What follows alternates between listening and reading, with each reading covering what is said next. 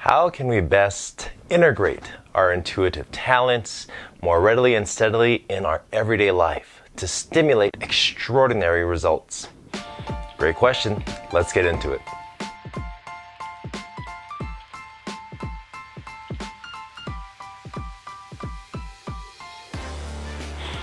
Welcome back, adepts and initiates, to day 21. We are rounding everything out with just 3 more days after today in our 24-day experience. It has been such a pleasure to be here with you and to continuing to facilitate these experiences and deepening our relationship with our intuitive mind.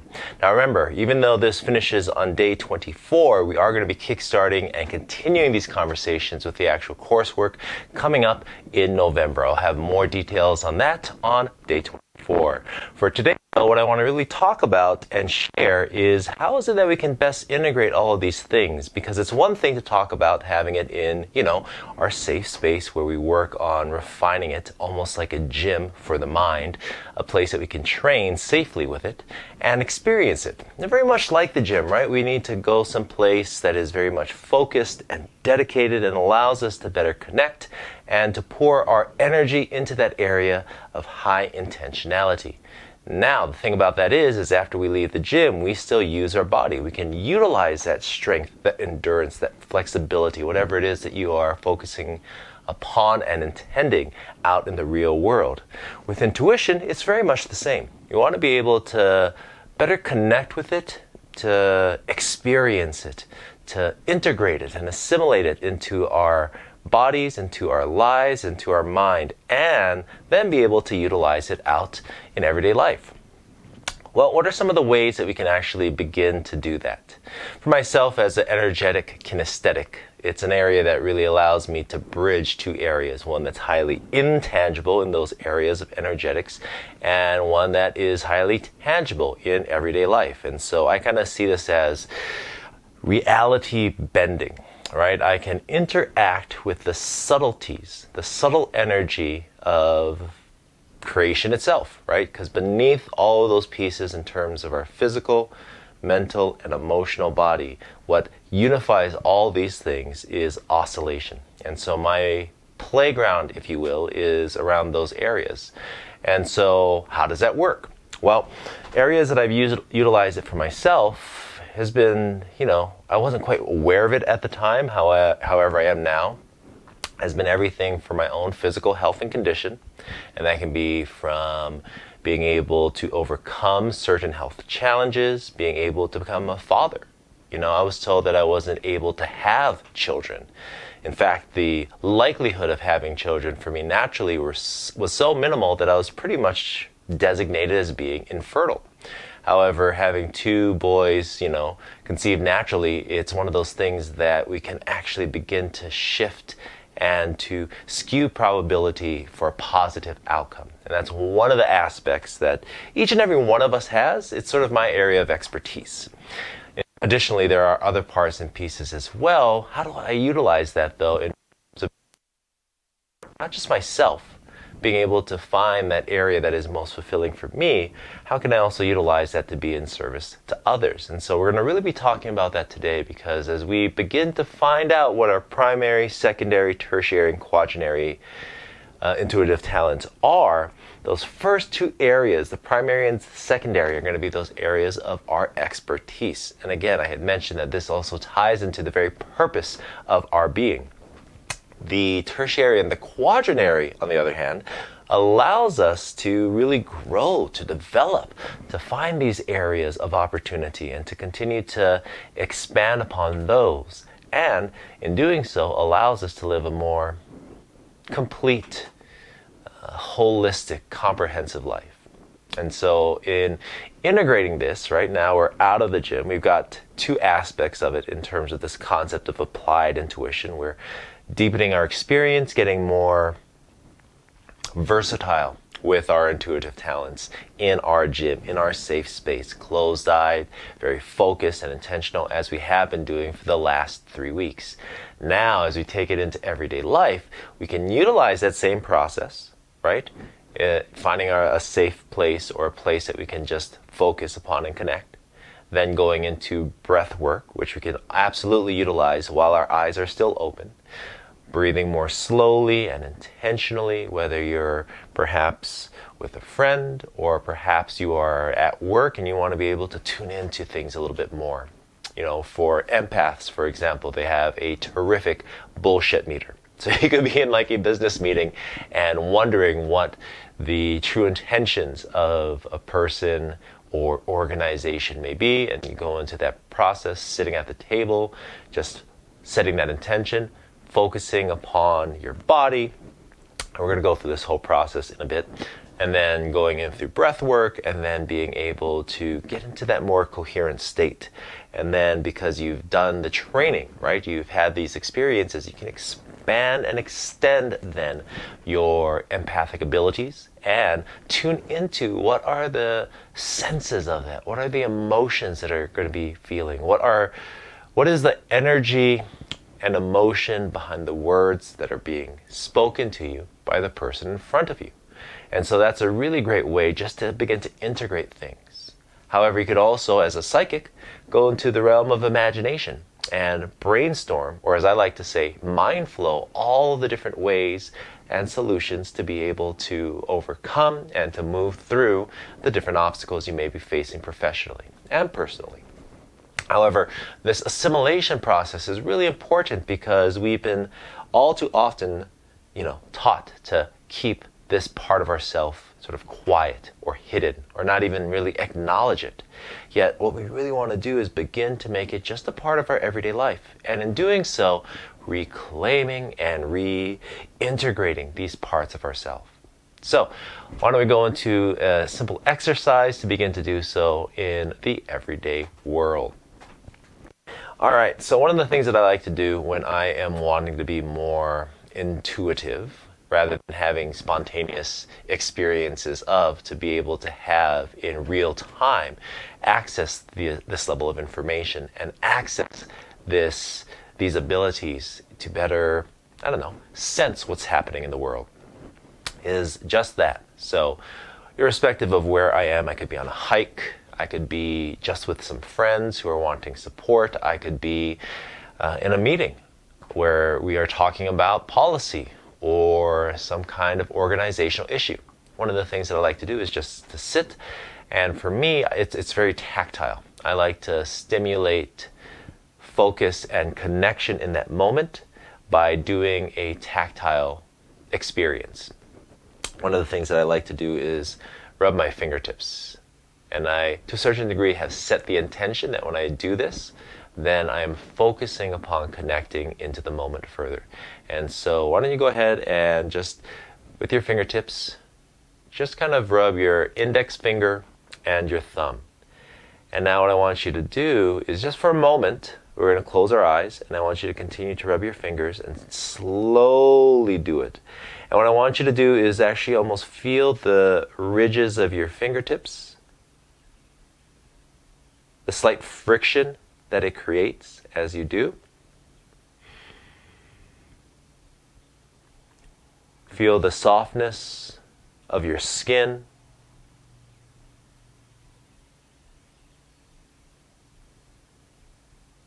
Open your eyes.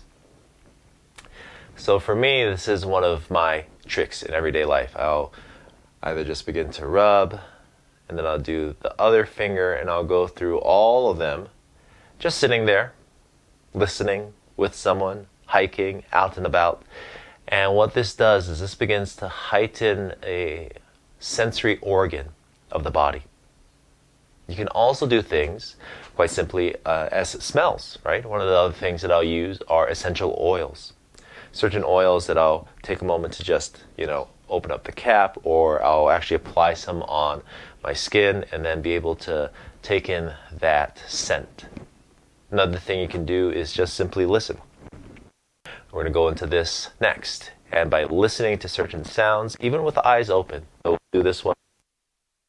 We're able to pick up onto the subtlety of vibration. And in doing so, allows us to tune into that as a sensory experience. So go ahead and close your eyes. And what I want you to do is just take a moment to listen. And as you listen, listening to the sound of my voice, I want you to just really not simply hear. I I want you to actually feel. What I mean to say is that as you listen to my voice, you are also going to be focusing upon the sense and the experience of the vibration of my voice.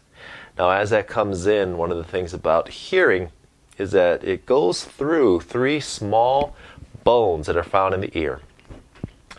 And within the ears, then, how we are able to translate sound is through the vibrations that we sense through these 3 small bones within our ear. And so you're almost sensing within inside of your ear the subtlety of the vibration in the energy of the words that I speak. Now go ahead and open your eyes and still continue to either sense that or simply intend to be sensing that.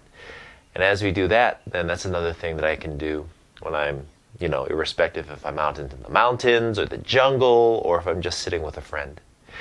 One of those things in terms of that first aspect, and just to revisit the protocol, right? Connect. And that's where we're in a room and we're taking a moment just to be present with what's happening there, then to go into a place of coherence, right? We want to go further into that and getting ourselves in a more balanced state, harmonious state, and that's where the breath work comes into play. Additionally, as we get into that place, we also have an intention, and then from there we can actually create a sensory experience with our intuitive faculties, right? We can activate our intuition, and when we get into that place, then we can better comprehend what's happening as we begin to take in more of those receptive and feminine or projective and masculine aspects of our abilities. So in this place, we want to start off with connect first, and that connection first allows us to come into the moment. Then as we begin to center our energy, we begin to focus it with our intention, we get into our coherent state, and then from there we can go on. So those are just a few ideas in terms of how to come back into a place of connection. The tactile piece in terms of something subtle, and it doesn't need to be anything even that profound. You could just have your hands on your thighs and just begin to sense into the warmth of your hands against your legs. You can do the subtlety of sound, listening and tuning into the vibration of the words or sounds that are being heard. You can do something that's more smell-oriented. You can also use food. One of the things that you can do is looking at sort of mindfully eating and drinking the food that you're consuming. And that's just a matter of simply keeping the food in your mouth longer, sensing the taste and the textures on your tongue, being able to tune in where on your tongue are you sensing those flavors, because being able to tune into sweet and sour, so on and so forth can really bring our awareness fully into that moment. And that's what we really want, our awareness to be reclaimed and be fully present. Now as we go through that, then we have our breath, right? Typically we go through a breath pattern or just a simple breathing practice of breathing in slowly and deeply and just easily and naturally. And so one of the things that can happen, whether we're out and exerting in some kind of exercise or workout or hike, or if we're just simply sitting down with a friend, is usually something is happening and we're generally speaking more in a heightened state, which means that our breath is more up in our shoulders. Right? That's a sort of more stressed state. So when we're sitting down, one of the things we can do is focus on breathing down into your solar plexus. And that could also be another cue, is just having your hand or your fingers on your solar plexus and breathing down into your belly. And as we slowly breathe into our abdomen, everything begins to down-regulate. And as that happens, again, personally or professionally, we can more or less breathe anywhere we're at. And as we more intentionally breathe, generally speaking, we want to do that for about at least 2 minutes. And we can feel everything begin to settle. And as it does, with our intention set, which is accessing our intuitive abilities for this moment, One of the things that I like to do in the midst of all that is just take a longer blink. Just for a moment, close your eyes as you're continuing to listen, as you're continuing to do whatever it is that you're doing. And just in that, taking a few breaths already, I feel more relaxed because I have elicited or activated what's called the relaxation response. We'll spend a lot more time on that tomorrow. As we do that though, slowly breathing, everything begins to down-regulate. We have our intention, and now it's a matter of whether it's kinesthetic, right, empathic, psychic, or energetic, tuning in to one of these dominant areas of our expertise. Now, those experiences can vary. As a kinesthetic, say for example, we're in a business meeting, we want to access that ability and we're listening to what's being said. Is it true? Is it not true? Right? We can go into a place where we feel into our body, and does our body feel strong or does it feel weak? And you can tell, right? You're sitting upright, you get into this meeting and you're sitting there and you're listening to what's being said, and all of a sudden you realize you've just slumped down. Your posture has changed just slightly. Now that is an indication that something that you are intaking or experiencing is untrue because your body is going weak. And so you can pay attention to things like that.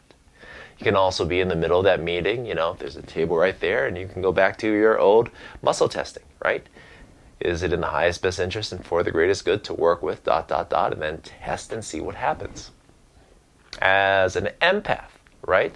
Listening to that, especially if you're really tuning in to the energy behind the words that are being spoken, there's just a general sense that what is being spoken is heartfelt, is in integrity, is something that is real and true. And perhaps it's not. Your bullshit meter is, bar none, better than anything else in terms of determining that. As a psychic, right? Now we're going into a place of the areas of this expertise. And this is a little bit different. Do the thoughts and the beliefs and the concepts make sense? And as you're processing that, it comes into both areas, right? More of that receptive piece in terms of receiving that data, receiving that information, and the projective piece in terms of being able to express that.